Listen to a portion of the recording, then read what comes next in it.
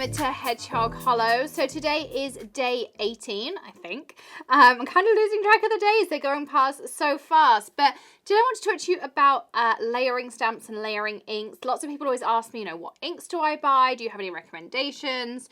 There's so many different inks out there. And it's tough because, of course, all month long we're exploring different types of inks and we're broadening that explanation of inks. But I wanted today to talk about these scrapbook.com hybrid ink pads. So I'm a fan of these for a couple of reasons. Number one, they're hybrid, and I've been preaching about the advantages of hybrid ink. They are absolutely amazing because you can use them with alcohol markers, we can use them with watercolors, we can use them with color pencils, we can use them with so many different mediums, which is one thing I like. I don't have to think about the opposites attract rules or any of those kinds of things. But the really nice thing about the scrapbook.com versions is that they come in layers. So if you have, for instance, here we have a couple of random colours. This one says tan 2 and blue 3, and that's of course where they fit in the layer. But these ones, you have violet 1, violet 2, violet 3 and violet 4. So that's 4 colours of your purples to make a layer, and I'm going to show you exactly how. So I'm using the Ultra New Bloom and Bud stamp set here, which is in my case. Let's open this up. And we'll take the backing off. And these are really easy to use. They also label up, D1, D2 and those kinds of things for us, which makes it nice and easy. But I just wanted to show you how nice it is to have all of that spelled out. And, I have all the Ultra New inks, I have everything, but it is nice when a manufacturer just writes 1, 2, 3, 4 on there, because for me, it just spells it out. But again, just being a hybrid is just really, really nice. So I'm going to put my lightest one down. This is soft lavender. Again, you can see it's a little bit light on here, but as we build up the color, you're going to see that pop. It almost kind of looks like a watermark on the background. I know that's really because of the color of the cardstock I'd use. If I used a white, you'd see that color a lot more. So now we're going to use number 2, which I have here. And we're going to move to our Parisian purple, which is our violet 2. And there's greens and there's oranges. I mean, there's tons of different options in there. So I hope you're all enjoying this Inktoberfest series as well. I'd love to know what your favorite day's been so far. What's your favorite tip that you've learned so far? You can leave me a comment and let me know.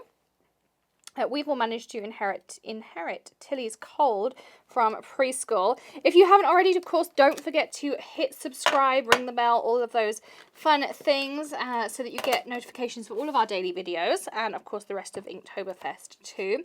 I'm just sticking this one back on. You can see I missed slightly, but again, that's the great thing about layering stamps. If you are slightly off, it doesn't matter. It's not going to show up hugely either. So I'm doing this one.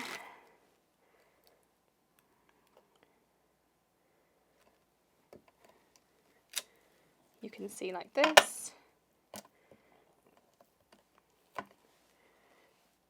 And then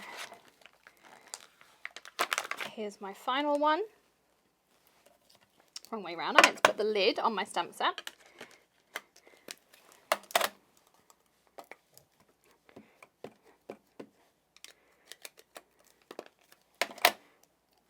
I'm going to pop this one on here. And there is my center. Now, if I wanted to add extra details, these hybrid inks from scrapbook.com have a really nice formulation. You can blend with them, which a lot of hybrid inks you can't. You can also, as I say, you can use alcohol markers with them, so you could touch in extra details. You can use watercolors on them, so you could use like your aqua shimmer over the top of it as well. It's not going to run. You have so many different options. So I'm going to just write on here what this was. So we are on day, and this is the great thing about, of course, having all of my tags, is I can see where I've got to, 18. So scrapbook, I always abbreviate, hybrid inks. Coming layering sets. And I do have a video coming up which is a hack all about layering. So if you are a layering stamp junkie, you will want to stay tuned for the rest of Inktoberfest because I'm going to have an awesome hack for you. But I really wanted to share these with you because it's a question I get a lot, is what sets of layering ink should I buy? And it's really hard to recommend something that doesn't just do one job. But these scrapbook.com ones are really nice. And you can see there how nice does that little flower look as well.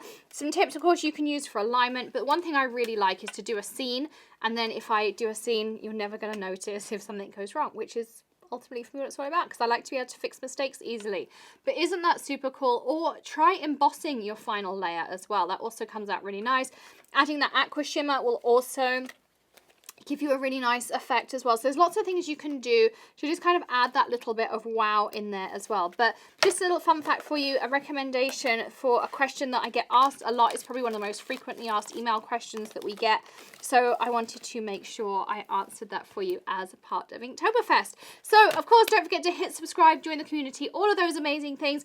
And I will see you again tomorrow for another tip or trick. I'll see you then. Bye.